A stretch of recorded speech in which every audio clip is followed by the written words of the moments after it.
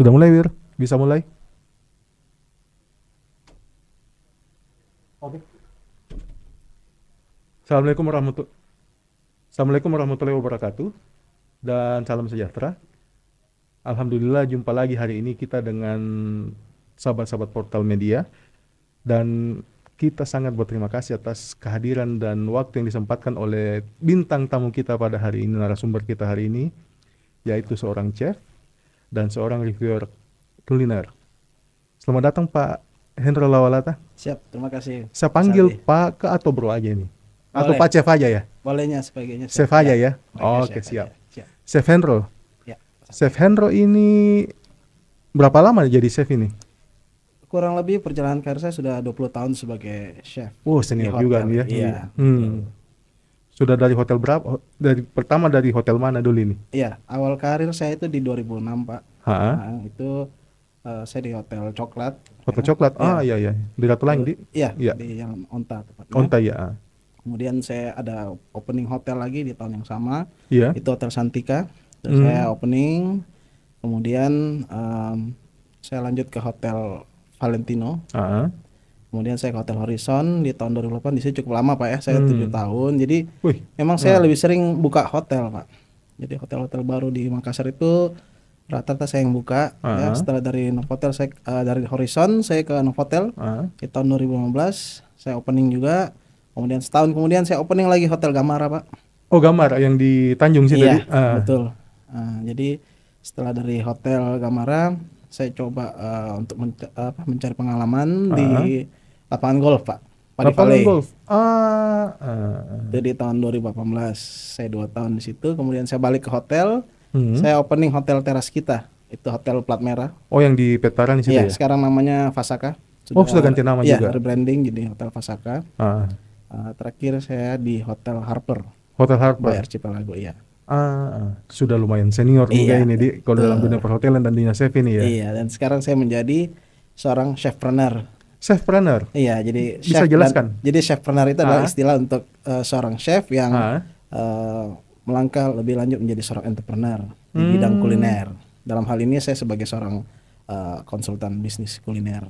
Cafe dan resto ya. Jadi chefpreneur itu adalah konsultan bisnis kuliner. Betul. Untuk apapun ya, bisa hotel apa sebagainya, kafe juga mungkin bisa ya. Iya, kafe, resto, catering. Oh, catering juga bisa. Iya, catering. Memang awal karir sebagai konsultan sebenarnya saya dari 2010 Pak, cuma saat itu masih side job aja. Nah, ini udah tahun lalu saya sudah putuskan untuk jadi full time consultant. Nah, jadi saya fokus di situ Pak. Waktu COVID enggak bermasalah Januta ini. Saya justru pengalaman, iya. Jadi saya justru pengalaman di saat COVID, orang kan pada diliburkan Pak. Saya enggak. Saya justru malah buka hotel Pak. Alhamdulillah. Iya. Dan itu hotel plat merah Pak. Jadi diresmikannya jalan tol, diresmikan juga hotel itu Pak. Yang saya bilang tadi teras kita yang berganti jadi Fasaka.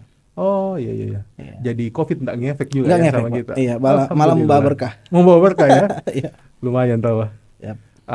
Ini yang saya mau tanya juga, kita kan juga reviewer makanan juga. Iya. Artinya ada channel YouTube-nya sendiri kita ini. Kalau untuk Atau di TikTok aja atau saya Instagram? saya lebih ke IG, saya buat reel, saya buat story seperti itu. Iya. Dari pengalaman tak ini sebagai chef dan reviewer kuliner, ada tidak permasalahan yang pernah kita hadapi seperti antara Code Blue dan Chef Arnold ini? Iya. Jadi untuk Code Blue itu saya terus terang pengalaman ya. Itu cukup 3 kali beruntun Pak. Itu efeknya itu apa? Saya masak di malam tahun baru. Iya. Itu ada tamu saya yang terkena efek Code Blue itu. Oh, ada tamunya kita. Iya. Jadi masakan yang saya buat adalah rendang Pak, rendang daging sapi. Tamu saya makan. Kemudian nggak lama di anfal, jatuh. Anfal? Iya. Seperti itu. Dan ini Code Blue ini apa sih dia ini? Itu kan lebih kepada kondisi jantung yang drop gitu kan, dikarenakan ada riwayat penyakit sebelumnya dan juga mungkin bisa jadi pola hidup yang tidak sehat, ya kan. Kemudian kebiasaan makanan yang dikonsumsi itu banyak mengandung kolesterol jahat, kayak gitu Pak. Jadi artinya ini chef juga, ya. Apakah perlu mengetahui riwayat atau daftar penyakitnya konsumennya atau tidak dalam menghidangkan makanan? Sebaiknya jadi dari chef itu kami menyarankan, ada namanya chef suggestion. Jadi kita menyarankan makanan-makanan apa yang baik untuk tamu tersebut berdasarkan dari umur, Pak. Ya begitu. Tapi kalau saya lihatnya sih selama ini saya yang suggestion mungkin yang bintang 5 aja ya yang pernah saya dapat. Sedangkan yang bintang 3, bintang 4 mungkin pernah dilakukan tapi jarang. Betul. Apa yang menjadi kendala? Kenapa SOP ini tidak diterapkan di hampir semua hotel? Iya, jadi sebenarnya kan semakin tinggi bintang maka semakin tinggi juga SOP yang diterapkan, Pak. Dan juga semakin tinggi juga tingkat SDM yang bergabung di dalam perusahaan hotel tersebut. Iya, jadi kurangnya edukasi terhadap SDM hotel, terutama yang hotel bintang 4 ke bawah lah ya, karena 4 masih ini. Jadi kurang di situ, Pak. Jadi kadang-kadang dia sudah tahu bahwasanya orangnya sudah umur, kemudian pesan menu yang berbau daging itu tidak diarahkan untuk menu-menu yang sehat begitu. Kenapa tidak dibikinkan dalam artian gini? Kan ada asosiasi chef ya? Betul. Ada asosiasi chef yang mungkin chef Hendro ikuti sendiri. Iya. Kenapa tidak dibikinkan SOP secara keseluruhan dari asosiasi chef itu yang bisa diterapkan di semua hotel, baik bintang 2, 3, 4 maupun 5? Iya. Jadi kami dari Indonesian Chef Association ya. Itu kami sering adakan pertemuan, Pak, dengan kan anggota kami memang rata-rata chef berbintang juga. Jadi kami sering adakan pertemuan bulanan. Itu kami selalu sounding untuk paling tidak membuat menu sehat. Ya, mengeluarkan healthy food atau healthy drink yang bisa menetralisir dari makanan-makanan ini, Pak. Gitu. Iya. Jadi karena kan itu hak prerogatif seorang tamu, Pak. Dia mau pesan apapun itu kan itu hak dia. Cuman kita sebagai chef paling tidak ada usaha di situ untuk mengeluarkan menu untuk istilahnya penetralisir lah seperti itu. Misalnya ya, ada seorang tamu. Iya. Dia sudah punya riwayat penyakit. Iya. Dia ingin pesan makanan tapi tidak ada dalam menu. Iya, jadi itu namanya open food biasanya kami di hotel. Open food gitu namanya ya. Open food. Jadi kadang-kadang itu kan lagi kepengen tamunya kan, lagi kepengen. Nanti biasanya dia akan telepon ke restoran dan restoran akan konfirmasi ke kami, Pak, ke kitchen untuk apakah menu ini bisa dijual begitu. Nah, kami akan ngecek juga bahan yang ada, Pak. Kayak gitu. Disesuaikan dengan bahan yang ada di dapur ya. Iya, kadang-kadang kan contoh misalnya ada tamu kadang-kadang pengen makan kapurung, Pak. Oh, ada gitu ya. Iya, ada. Sedangkan kami kan nggak punya sagu di hotel kayak gitu. Terlalu seperti itu. Oh, disesuaikan nanti ya. Disesuaikan nantinya dengan bahan yang ada. Tapi misalnya tadi dia tidak menceritakan riwayat penyakit. Iya. Tiba-tiba memesan kayak bukanlah daging, kayak misalnya dia alergi kacang-kacangan. Iya. Dia pesan ternyata gado-gado. Ada terjadi sesuatu. Iya. Dalam artian alergi muncul. Betul. Dan itu bisa membuat dia tersedak atau apa kalau saya tidak salah ingat itu. Iya. Bagaimana SOP penanganannya? Ada tidak? Iya, jadi dari hotel sendiri itu saya juga pernah mengalami yang seperti itu, Pak. Jadi ada tamu saya yang alergi. Kami SOP-nya adalah memanggilkan dokter. Ada memang dokter yang sudah kerjasama dengan hotel, Pak. Oh, ada ya? Dokter on call namanya. Itu kami panggil, Pak, untuk ngecek kondisi tamu tersebut. Apabila memang dirasakan perlu dibawa ke rumah sakit, kami bawa ke rumah sakit. Tapi kalau tidak, ya kami akan obati di hotel langsung. Dikasih penanganan pertama kan, obat dan lain-lain. Tapi maksudnya saya SOP-nya sudah ada di situ atau? Iya, jadi based on penanganan hotel sendiri. Iya, based on penanganan. Jadi kadang kan untuk riwayat penyakit kan karena tamu ini bandel, Pak. Ya. Sudah tahu dia alergi kacang tapi kepengen ini yang bahaya, Pak. Dan kami juga di hotel kan sebenarnya lebih ke excellent service, memberikan pelayanan terbaik gitu. Apapun yang tamu minta pasti kami kasih. Seperti itu. Ini kan biasanya di hotel itu kan menu sarapan itu kan banyak. Iya. Sedangkan kan seperti yang kita bilang tadi bahwa harus ada pengetahuan dari chefnya sendiri untuk yang akan makan makanannya kan. Iya, betul. Nah ini kan sedangkan ini terhampar ini menu makanan waktu kalau sarapan. Bagaimana itu mengatasinya? Jadi contoh ya, biasa kalau sarapan kita ada namanya traditional corner, kemudian jual coto. Nah coto ini sendiri kami biasanya nggak pakai jeroan, Pak. Kami lebih reduce ke daging. Jadi kita pakai full daging gitu.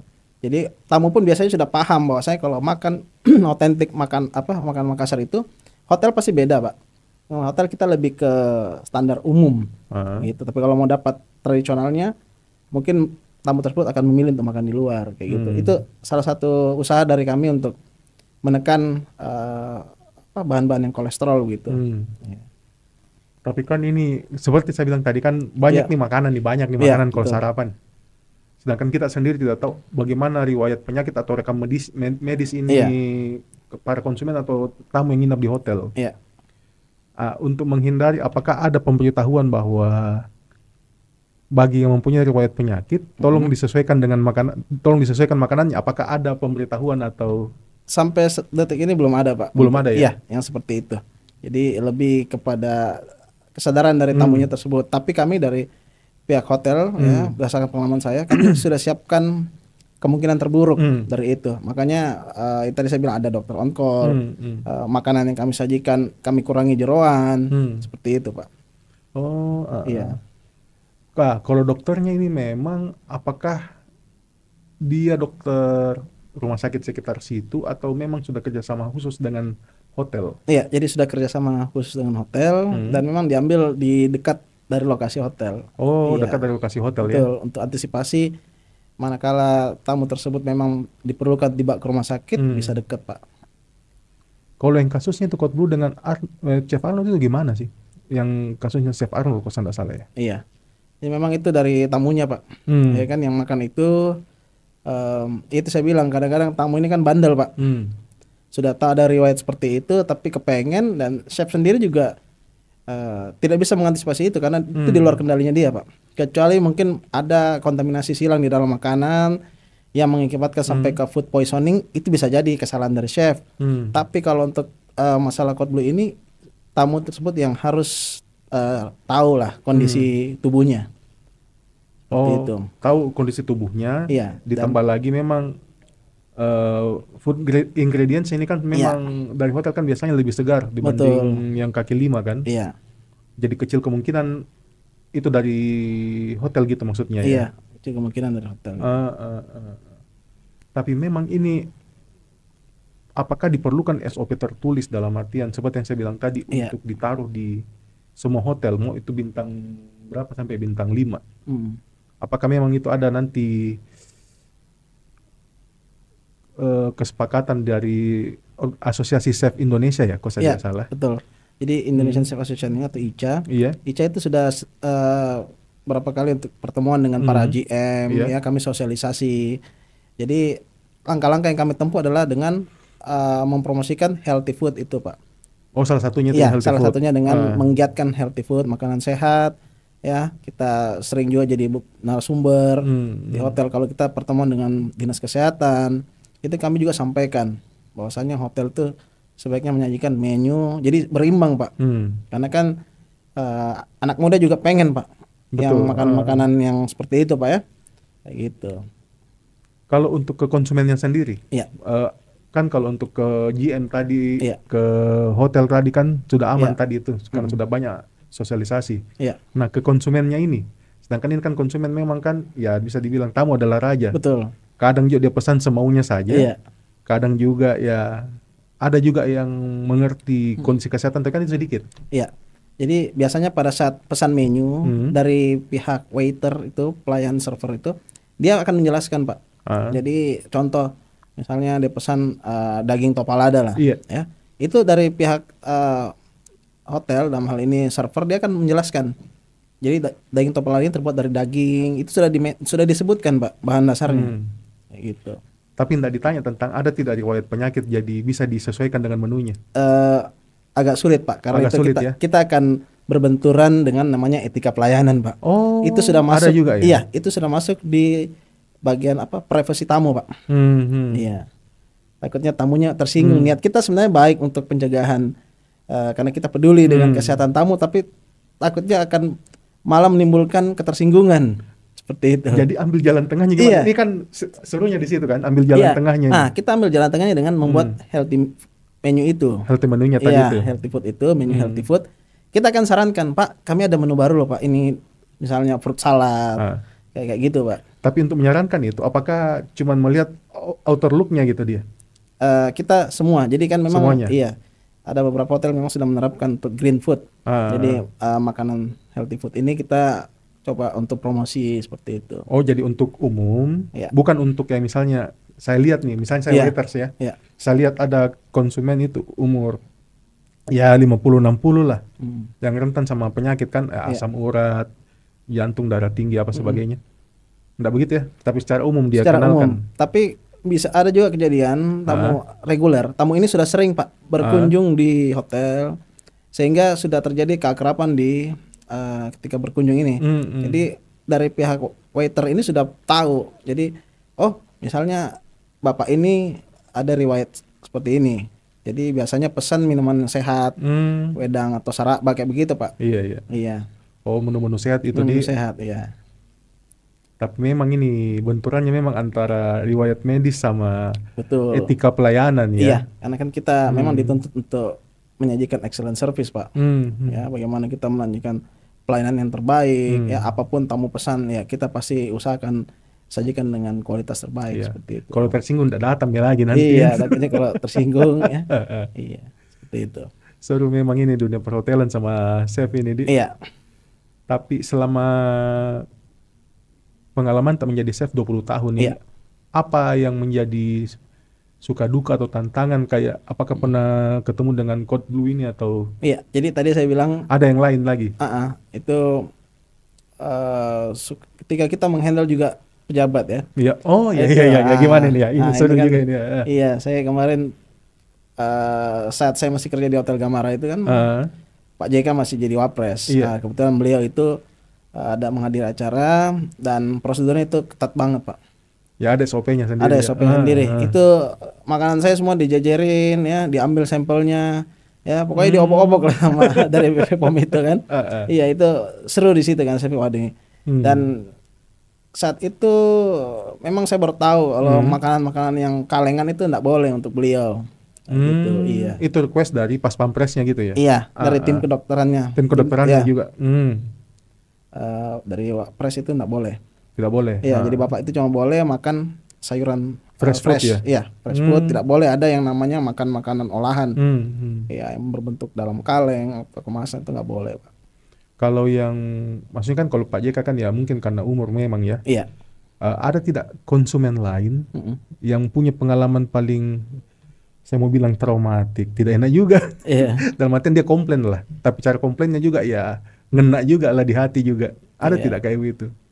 Biasanya tamu tersebut dia vegetarian Pak, tapi tidak disampaikan ya, atau misalnya dianya sendiri miskomunikasi dengan, biasanya itu tamu-tamu asing Pak. Jadi dari India saya biasa handle juga itu. Oh iya, mereka nggak makan daging ya? Betul. Dan juga apa namanya, ada beberapa pantangan-pantangan lah. Ya kayak bumbu-bumbu tertentu mereka nggak pakai seperti itu. Nah itu kadang-kadang kita missnya di situ Pak, karena kendala bahasa juga. Oh kendala bahasa ya? Iya, kendala bahasa. Jadi ketika ada itu langsung chef yang tanganin sendiri? Betul. Saya biasanya akan langsung ketemu tamunya, saya coba untuk berkomunikasi.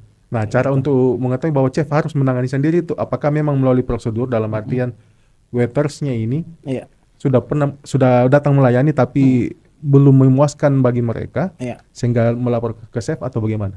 Iya, jadi chef juga akan pantau Pak. Jadi misalnya ada komplain, kita akan lihat komplainnya seperti apa, ya kan. Tapi apapun komplainnya sebenarnya itu wajib untuk kita chef itu maju ke depan, ketemu dengan tamunya. Memang itu SOP perusahaan Pak. Untuk ketemu dengan tamu kita wajib kasih solusi ya begitu.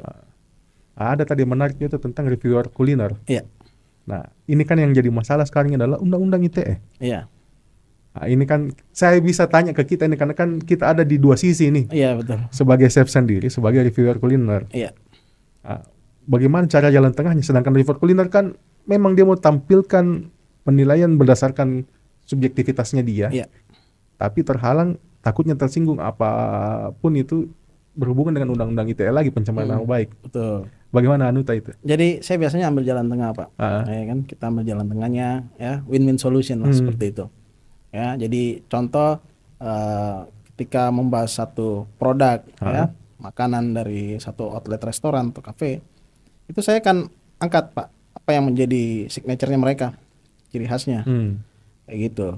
Nah, saya akan bahas tentang manfaatnya dulu nih, ya, apa yang menjadi ciri khas mereka, kemudian manfaatnya, histori di balik makanan itu juga akan saya bahas. Kemudian nanti setelah itu baru akan saya jelaskan sedikit demi sedikit tentang dampak dari makanan ini, kayak begitu.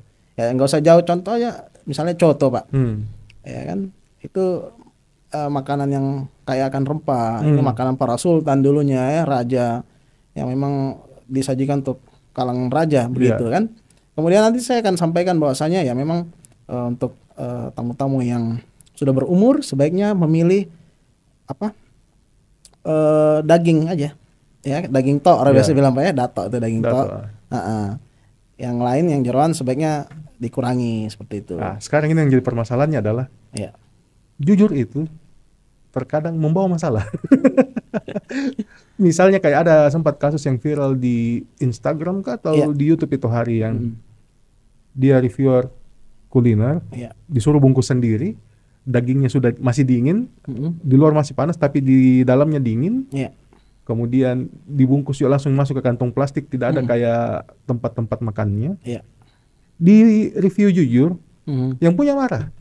Nah, ketakutannya adalah ini kan bisa berdampak masalah pidana, yaitu pencemaran nama baik, undang-undang ITE kan. Nah, bagaimana mencari jalan tengahnya di situ? Jadi memang untuk seperti itu memang kita harus sebagai seorang reviewer dan juga chef tentunya ya. Pastikan kita memang harus jujur Pak. Makanya di situ kita harus pintar-pintar memilih melihat situasi dan kondisi ya. Artinya biasanya itu saya akan langsung panggil waiternya atau kalau bisa ketemu dengan owner ya, akan saya sampaikan di tempat seperti itu mengenai kekurangan dari makanannya begitu kan. Nah, sehingga owner tersebut bisa langsung ambil solusi Pak. Seperti itu, karena memang mereka juga nggak pengen tempatnya direview dengan buruk kayak begitu. Jadi memang kita juga tetap jaga etikanya ya. Tetap, makanya ada juga tuh yang memang bagus tuh dia kalau mereview ketika ada yang buruk dia nggak akan mention tempatnya Pak. Oh, I see. Dia hanya memperlihatkan ada loh contoh case seperti ini. Misalnya ada telur lalat di dalam makanan. Ada telur lalat? Iya. Oh, tambahan protein ya? Betul. Telur lalat. Tapi dia nggak mention tempatnya. Ya. Jadi setelah itu behind scene-nya itu adalah setelah dia review seperti itu, dia akan langsung tanya ownernya, pemilik dari usaha itu, bahwasannya ada tadi ditemukan telur lalat. Tapi itu off the record Pak. Itu tidak akan ditampilkan pada saat kita mereview. Nah, kebanyakan ini kan mereview dulu baru minta izin. Iya, itu yang kadang-kadang makanya saya bilang jangan lupa etika. Jangan lupa etika. Iya. Ya? Karena kan alasannya kalau saya tidak salah itu yang di TV dia bilang lebih gampang minta maaf dibanding minta izin. Iya, betul. Jadi memang ya itulah saya bilang tadi, kita kan juga itu orang-orang hospitality ya. Itu memang hospitality itu kan adalah etika pelayanan Pak. Iya. Nah, itu yang tidak boleh kita lupakan, karena itu hospitality itu rohnya kita dalam industri pelayanan jasa gitu kan. Jadi terkadang sebagai reviewer kuliner ini kita bakar juga itu video juga, dalam artian tadi dikasih naik lagi sedang. Iya, jadi itu saya bilang tadi harus pintar-pintar kita lihat ya. Jadi kalau misalnya kita harus pikirkan akibat dampak dari apa yang kita review itu gitu. Jadi tidak seru dong lu. Iya, jadi memang makanya saya bilang harus pintar-pintar Pak. Kayak begitu. Tapi yang paling berkesan selama jadi reviewer makanan selain dari saya ini ya, apa? Ada tidak pengalaman berkesan sekali selama jadi reviewer makanan begitu? Adakah orang yang dikritik ini menolak untuk dikritik?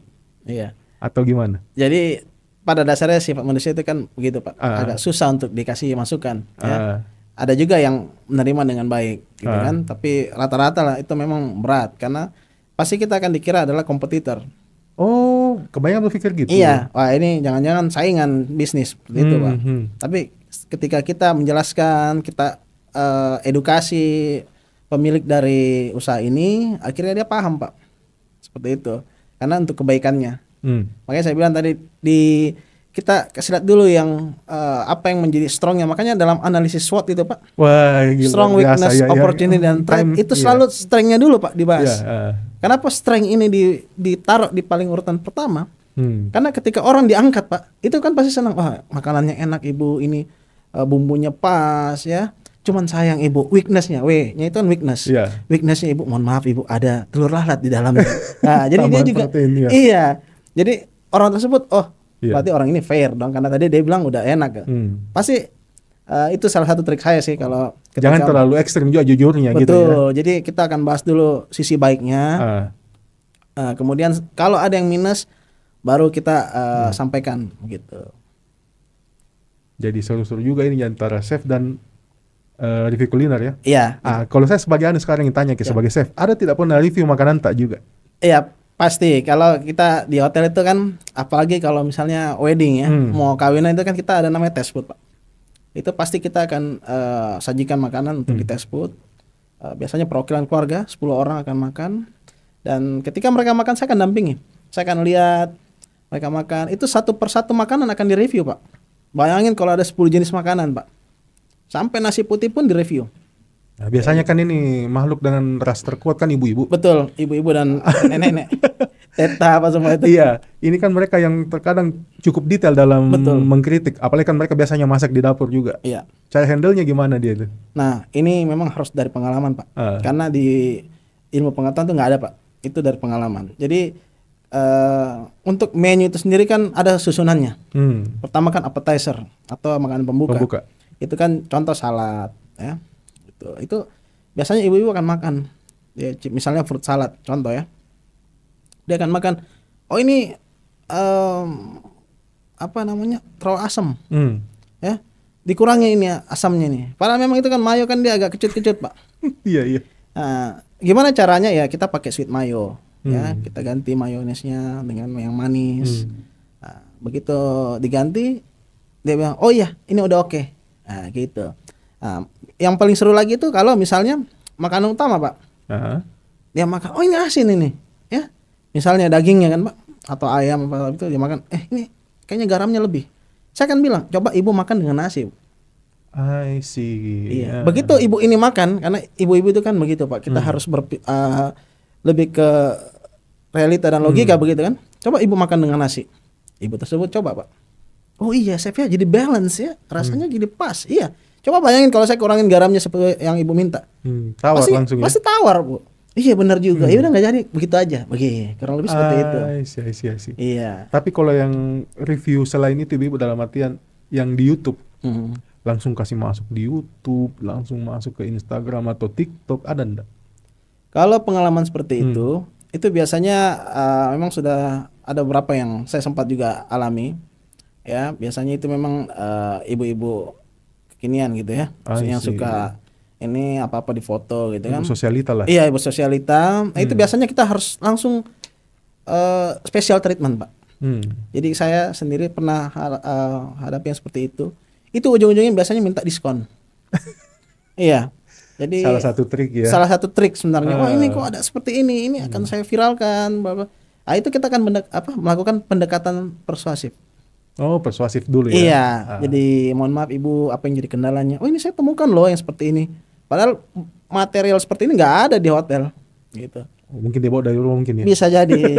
Cuma kan ya namanya ibu-ibu ras terkuat kan, kita nggak bisa macam-macam. Jadi paling ya mohon maaf Ibu, dari hotel kami ada permohonan maaf berupa compliment food atau kalau memang sudah ini kita kasih voucher kamar atau voucher resto kayak gitu-gitu lah, Pak. Oh, jadi kita tetap merangkul tapi tidak diinjak-injak gitu ya. Iya. Betul. Tapi itu pengalaman paling anunya ya. Iya. Cukup ya. Terkuat ya. Betul. Peser kanan belok kiri, Pak. Ada tidak statement yang kita bisa berikan dalam artian wejangan-wejangan bagi anak-anak muda atau reviewer kuliner muda yang ingin terjun di dunia chef dan di dunia reviewer kuliner? Iya, jadi untuk para chef-chef muda ya, dan juga para review kuliner itu kita harus balance, Pak. Ya, kita harus melihat dari segala macam sisi, ya 360 derajat kita lihat. Jadi jangan cuma melihat dari satu sisi, ya kita lihat sudut pandang yang berbeda, ya supaya kita bisa melihat secara keseluruhan begitu, ya. Ya ibarat kata mobil, Pak. Bapak kalau cuma lihat mobil dari kiri, kanan, samping kan depan itu pasti cuma 2. Tapi begitu kita lihat secara ternyata mobil itu rodanya 4. Sama seperti makanan, Pak. Kita jangan cuma melihat dari sisi rasa, tampilan, warna, nutrisi, banyak poin Pak yang bisa kita ulas, dan kita harus fair. Itu yang saya bilang. Jadi fairness itu paling penting, kejujuran kan, integritas dan loyalitas dalam profesi itu sangat penting.